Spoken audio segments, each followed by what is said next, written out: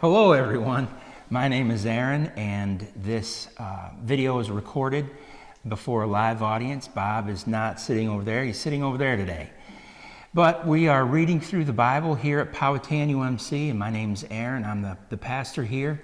And what I like to do is give a preview of the chapters that you're going to be reading. And so we are currently in week 5. Isn't that amazing? We've already been reading for a month, and now we're starting our second month. And that means that we are currently on Genesis 29. Now, the thing with Genesis is it's very important to remember the meaning of the names, because the names have a meaning and they tell something about the person, what the person's like. And then when God changes their name, what God does then is makes a change within them. Their character is different. So it's a before and after. So in chapter 29, you have Jacob, and his name is going to be changed to Israel. And Jacob, that means conniving one. He's kind of a con artist. He's always trying to get the best deal for himself, and he's just, trying to figure things out to his advantage. Well, when he gets down here to his mom's uncle's house, he will have met his match, because his uncle is a conniver better than he is. So that's what you're going to be reading about in chapter 29. And then in chapter 30, Rachel is pretty bummed out that she hasn't had any children, and she gets upset with Zilpah, her sister, and so you'll read about more drama about that in chapter 30 of Genesis. Then chapter 31, after about 20 years, Jacob is like, oh my gosh, it's time to leave. I can't take this anymore. And so what he does is he takes off, he leaves, and then his uncle Laban catches up to him with a bunch of guys who are trained for war, and Jacob just lets him have it. Just says, look, if God wasn't on my side, then you would have taken everything that I've owned. And he talks about how he's been faithful and everything. So then we get to chapter 32, and Laban finally leaves. He's gone, okay, let me just kiss my daughters and kiss my grandkids, and I'll be gone. And so then Laban returns back, and Israel continues to go to the promised land where he came from at the very beginning. But in chapter 32, we see how Jacob is preparing to meet Esau. He's scared to death to meet Esau because he stole Esau's birthright. And he's trying to figure out, what do I do to make Esau not want to kill me? And so he figures, I know, I'll send all my flocks ahead. And if he wants them, I'll give them to them. If he wants part of my family, I'll give my family.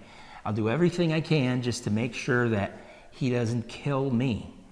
And so that was his plan. But then that evening, God wrestles with Jacob. And Jacob was able to hold his own with the Lord. Obviously, the Lord was allowing him to wrestle all through the night. And then the Lord touched Jacob's hip. And so after he did that, the Lord went up into glory. But that's a pretty life-changing event. And then in chapter 33 of Genesis, Jacob finally meets Esau. Now here's something. This is an important chapter. What was happening was, during all those 20 years, God was blessing Esau. God was blessing Esau because God did not want Esau to harm Jacob. And so he gave Esau so much stuff that when Esau saw Jacob's things, he didn't want them. And he wasn't angry about his birthright being stolen, because he had more than he could have ever had if he kept his birthright. So God, behind the scenes, unknown to Jacob, was taking care of Jacob by blessing Esau. And that's important, because how is the Lord blessing you? behind the scenes. You have no idea what God's up to, but the Lord is taking care of you. And just as Jacob was taken care of, the Lord is going to take care of you as well, because you're his child. All right, then we go to verse 34, and we see Dinah and the Shechemites. We're going to get into all the ites people.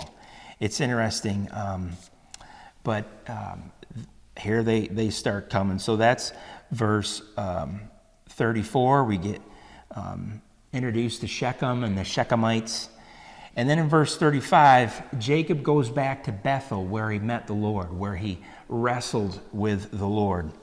And so God appeared to him once again, just as God appeared to him before, the night before he met Esau, so too did God meet Jacob. But in chapter 35, this is where his name goes from Jacob to Israel. And that's huge. Now we have in chapter 35 as well the deaths of Rachel and Isaac. And so family members of Jacob are going home, and it's never an easy time for that. And so the family's changing. And I'm going to end there.